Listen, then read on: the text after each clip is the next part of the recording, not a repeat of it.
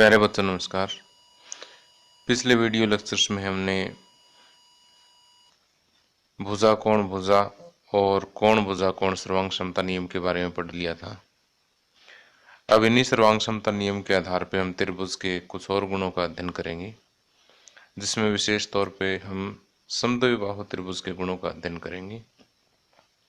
तो सबसे पहले मैं आपको बता देता हूँ कि समद्विबाहु त्रिभुज क्या होती है। जैसे नाम से ही स्पष्ट, सम मीन्स समान, द्वि मीन्स दो, बाहु मीन्स भुजा। समद्विबाहु त्रिभुज की एक ऐसी त्रिभुज जिसमें दो भुजाएं क्या हो, समान हो, ऐसी त्रिभुज क्या कहलाती है, समद्विबाहु त्रिभुज कहलाती है। तो यहाँ पर मैंने लिख भी दिया है कि एक त्रिभुज जिसकी दो भुजाएं बराबर हो समद्विबाहु त्रिभुज कहलाती है। जैसे यहाँ पर मैं एक ये त्रिभुज ए बी सी की आकृति आपको दिखा रहा हूँ।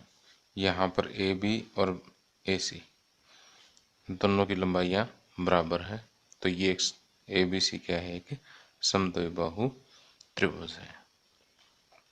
समद्विबाहु त्रिभुज कुछ इस रूप में भी हो सकती है कि ये दोनों भुजाएं बराबर हों, और एक समकोण त्रिभुज भी समद्विबाहु हो सकती है कि ये कोण 90 डिग्री का हो और ये दोनों भुजाएं क्या हो, बराबर हो। तो आपने देखना है कि कोई भी दो भुजाएं बराबर हो किसी त्रिभुज की तो वो समद्विबाहु त्रिभुज होगी। अब आगे एक प्रमेय करते हैं हम कि एक समद्विबाहु त्रिभुज की बराबर भुजाओं के सम्मुख कोण बराबर होते हैं।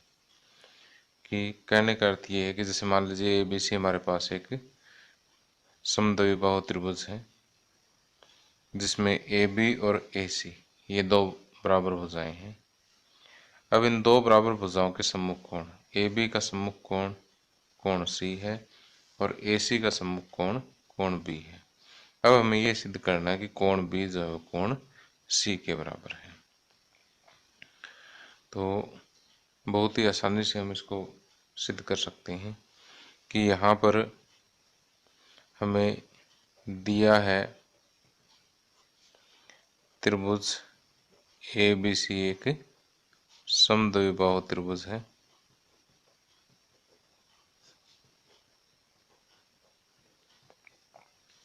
और ए बी बराबर ए सी है। और सिद्ध आपने क्या करना है, सिद्ध करना है आपने कि कोण बी बराबर कोण सी। ये सिद्ध करने के लिए आपको एक रचना करनी होगी जिसमें हम कोण ए को समद्विभाजित करेंगे, कोण ए का एक समद्विभाजन करेंगे कि ये पूरा कोण ए है, इसका समद्विभाजन करेंगे तो इसके दो एक जैसे हिस्से हो जाएंगे, जितना कोण ये है उतना ही कोण ये हो जाएगा। और इसे मैं डी का नाम दे देता हूँ इस बिंदु को। रचना में हम लिखेंगे ए डी कोण ए का एक समद्विभाजक बनाया या खींचा। अब इसकी उत्पत्ति या प्रूफ में देखिए कि एक तो त्रिभुज हम ए बी डी कंसिडर करेंगे, त्रिभुज ए बी डी तथा त्रिभुज ए सी डी, त्रिभुज ए बी डी तथा ए सी डी। इन दोनों त्रिभुजों में देखिए कि ए बी ए सी के बराबर है, ए बी बराबर ए सी। क्यों? क्योंकि ये तो दिया है आपको।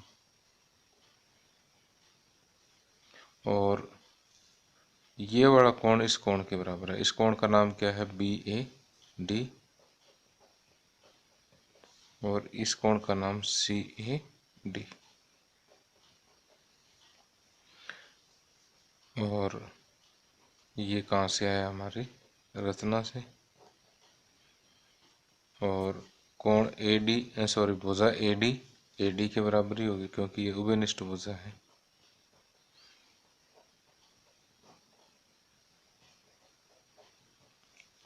भुजा कोण भुजा सर्वांग क्षमता नियम से भुजा कोण भुजा साइड एंगल साइड सर्वांग समता नियम से। भुजाकोण भुजा सर्वांग समता नियम से त्रिभुज ABD सर्वांग सम होगी त्रिभुज ACD से।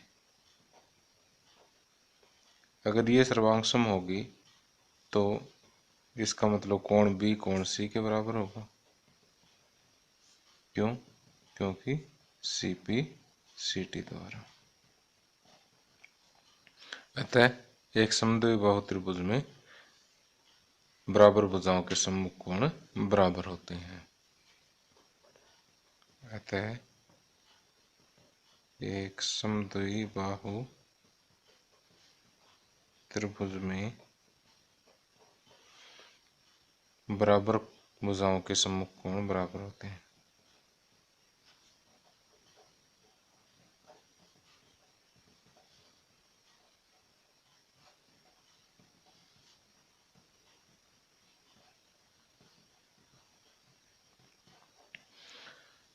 तो मेरे हिसाब से आसानी से समझ आ गया होगा कि यहाँ पर आपने एक AD समद्विभाजक खींचना है कोण A का। उसके बाद ये दो त्रिभुजें आपने क्या है भुजा कोण भुजा नियम से सर्वांग सम सिद्ध कर देनी है। फिर CP CT द्वारा B बराबर C हो जाएगा। अब आप इस वीडियो को पॉज करके नोट कर सकते हैं। अब आगे प्रमेय 7.3। ये जो हमने पीछे प्रमेय पढ़ी थी 7.2 उसका कन्वर्स है, उसका विलोम है। पहले हमने ये सिद्ध किया था कि AB और AC बराबर है, तो हमें कोण B और C बराबर सिद्ध किए थे कि बराबर भुजाओं के सम्मुख कोण बराबर सिद्ध करने थे। इस बार इसमें इसका विलोम दिया हुआ है कि किसी त्रिभुज के बराबर कोणों की सम्मुख भुजाएं बराबर होती है। इस बार ये कोण बराबर दे दिए, ये कोण इस कोण के बराबर है, तो इसकी सम्मुख भुजा यानी AC बराबर इसकी सम्मुख भुजा AB हमें सिद्ध करनी है। तो यहाँ पर आपको दिया है कि एक यहाँ पर आपको दिया कोण B बराबर कोण C या त्रिभुज ABC में कोण B बराबर कोण C, और सिद्ध करना है आपने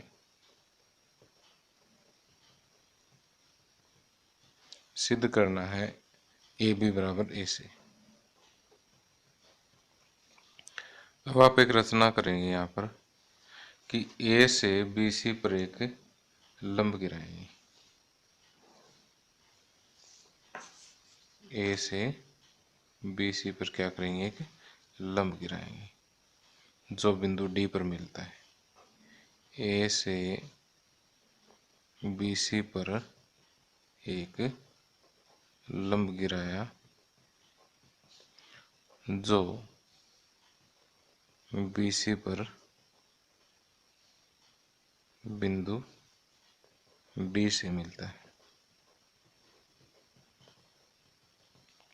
या आप शॉर्ट में भी कह सकते हैं कि AD परपेंडिकुलर टू BC बना है, बस शॉर्ट में बोल दो। अब यहाँ पर अब इसकी प्रूफ करेंगे।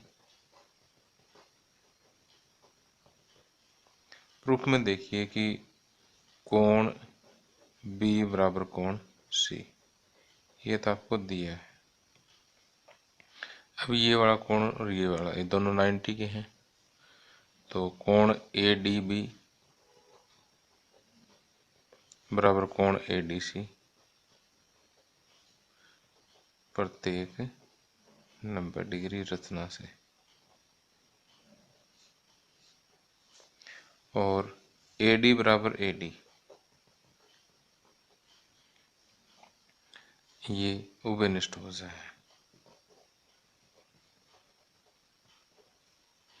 अब देखिए कि जब दो कोण बराबर हो और एक संगत भुजा बराबर हो तो हम कहेंगे कोण कोण भुजा सर्वांग समता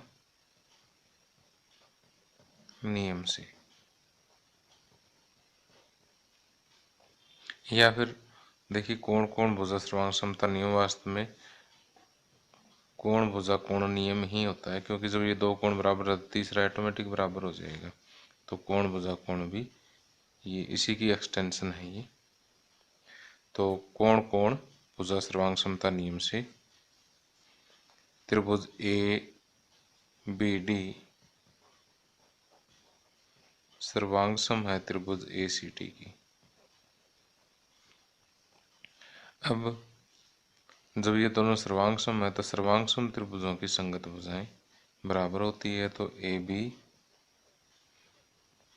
बराबर ए सी, क्यों? क्योंकि सी पी सी टी द्वारा सर्वांगसम त्रिभुजों की संगत भाग द्वारा। अतः किसी त्रिभुज में बराबर कोणों के सम्मुख भुजाएं बराबर होती है। अतः किसी त्रिभुज के बराबर कोणों की सम्मुख भुजाएं बराबर होती है।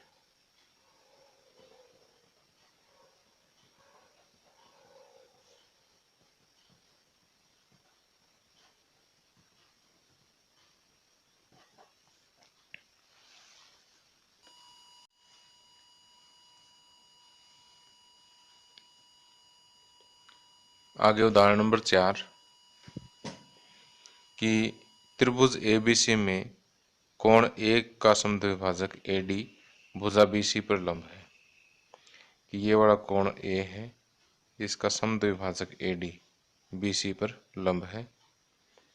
दर्शाइए कि ए बी बराबर ए सी। ए बी बराबर ए सी हमें सिद्ध करना है और त्रिभुज ए बी सी समद्विबाहु है। जब ए बी बराबर ए सी है तो ए बी सी तो समद्विबाहु होगी। तो हमें ए बी बराबर ए सी ही सिद्ध करना है। तो यहाँ देखिए त्रिभुज ए बी डी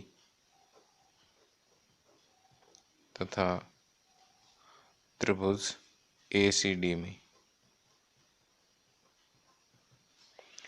इसमें देखिए कि कोण बी ए डी यानी ये वाला कोण बी ए डी तथा ये वाला कोण इसका नाम सी ए डी देंगे। कोण सी ए डी ये दोनों बराबर हैं क्योंकि ए डी कोण ए का समद्विभाजक है।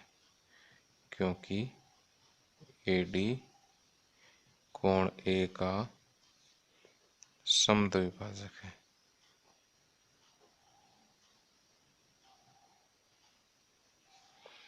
दूसरा, ये वाला कोण इस कोण के बराबर है, इसका नाम ए डी बी, कोण ए डी बी, और इसका नाम कोण ए डी सी।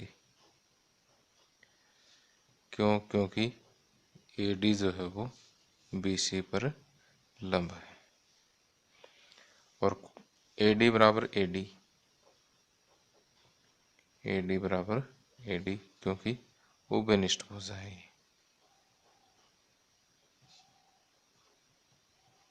अब कोण भुजा कोण सर्वांग समता नियम से कोण भुजा कोण सर्वांग समता नियम से क्या होगा कि ए डी बी या ए बी डी त्रिभुज ए बी डी सर्वांगसम है त्रिभुज ए सी डी की। ए सी डी की अगर ये सर्वांगसम है तो ए बी बराबर ए सी। क्यों? क्योंकि सी पी सी टी द्वारा सर्वांगसम त्रिभुजों के संगत भाग।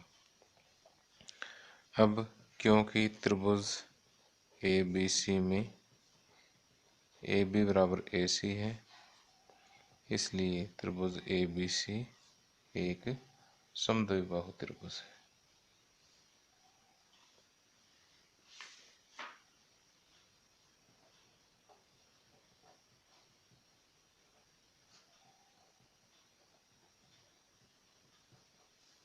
ओके, तो यहाँ पर आपने ये दोनों त्रिभुज जो है कोण भुजा कोण सर्वांग समता नियम से सर्वांग सम सिद्ध करने, सर्वांग सम सिद्ध होती है ए बी बराबर ए सी हो जाएगा और ए बी बराबर ए सी होते ही ए बी सी समद्विबाहु त्रिभुज हो जाएगी।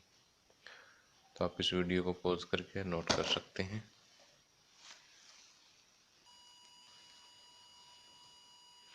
आगे उदाहरण नंबर 5, ई और एफ क्रमशः त्रिभुज ए बी सी की बराबर भुजाओं ए बी और ए सी के मध्य बिंदु है। दर्शाइए कि बी एफ बराबर सी ई। कि देखिए ए बी सी ये एक त्रिभुज है, इसमें ए बी और ए सी बराबर भुजाएं हैं। ई ए बी का मध्य बिंदु है और एफ जो है वो ए सी का मध्य बिंदु है। अब हमें ये दर्शाना है कि बी एफ जो है वो सी ई के बराबर है। तो मैं यहाँ से ये वाले दो त्रिभुज ले लेता हूँ। एक तो ये मैंने डायरेक्ट कर दी है,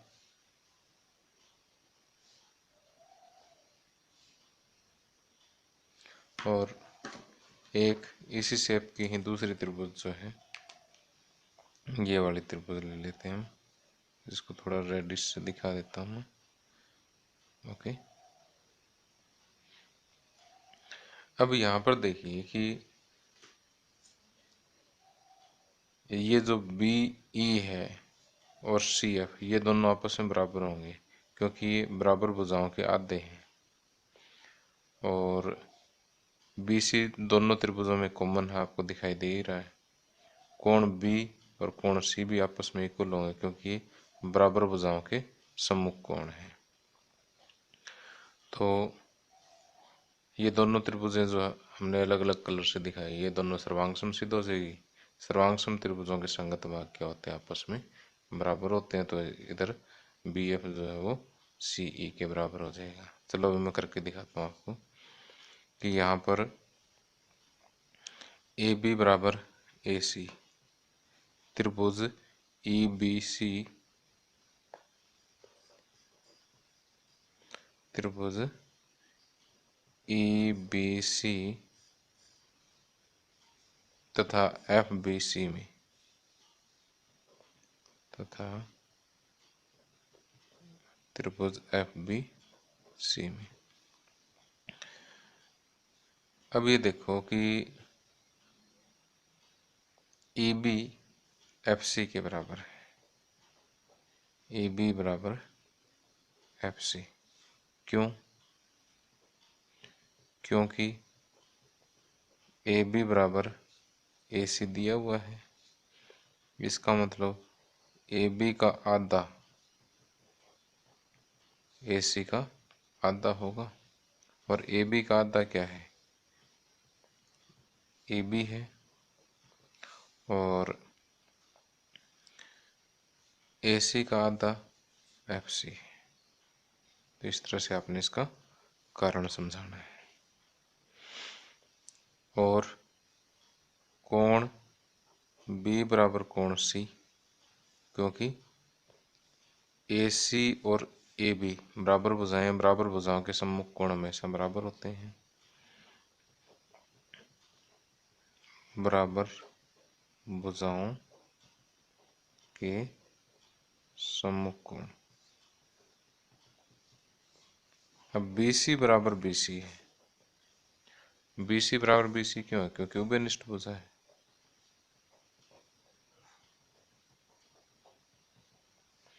तो यहां से देखो कि त्रिभुज ई बी सी, देखो भुजा कोण भुजा, भुजा कोण भुजा सर्वांग समता नियम से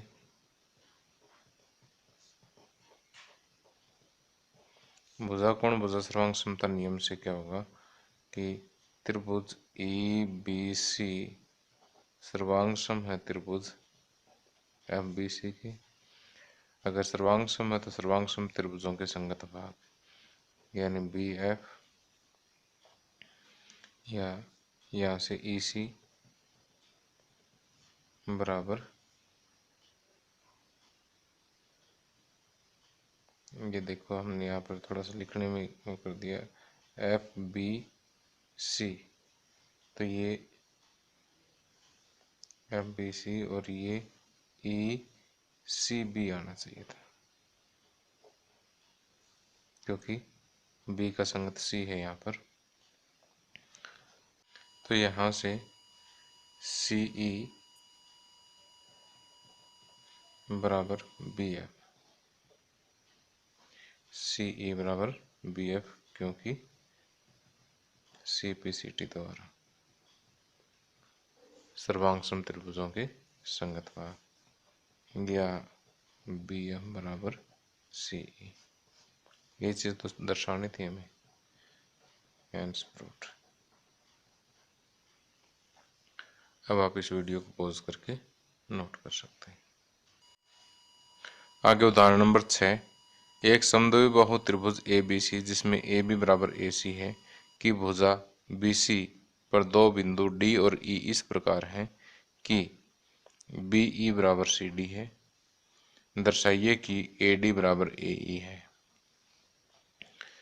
कि समद्विबाहु त्रिभुज ए बी सी, इसमें ए बी बराबर ए सी दे रखा है और डी और ई बी सी पर दो बिंदु इस प्रकार दिए हैं कि बी ई यानी इतना इतना भाग जो है वो किसके बराबर है, डी सी के बराबर है, इस भाग के बराबर है।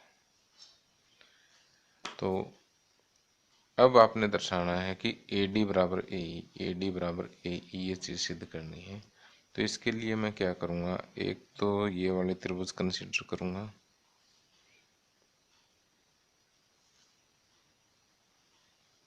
ओके,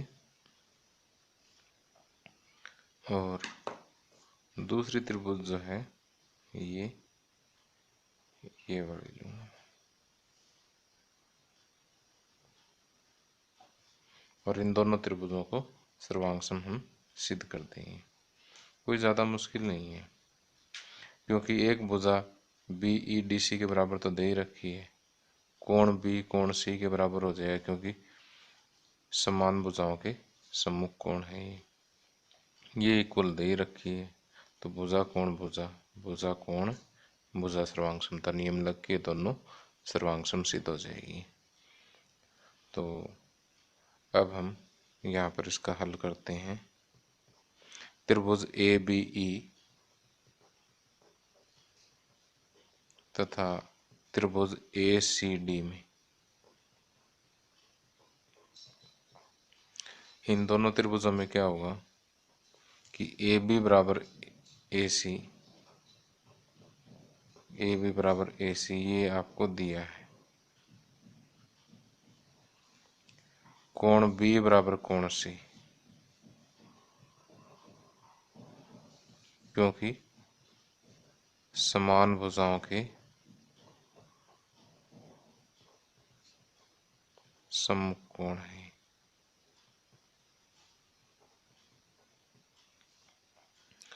और बी ई बराबर सी डी, बी ई बराबर सी डी ये आपको दिया है।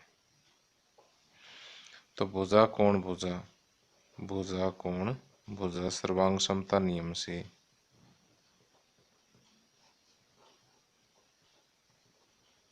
क्या होगा कि ए बी ई त्रिभुज ए बी ई सर्वांग सम होगी त्रिभुज ए सी टी की। अगर ये सर्वांग सम है तो ए ई ए डी के बराबर होगी, ए ई बराबर ए डी, क्योंकि सी पी सी टी द्वारा सर्वांग सम त्रिभुजों के संगत भाग द्वारा। Hence proved.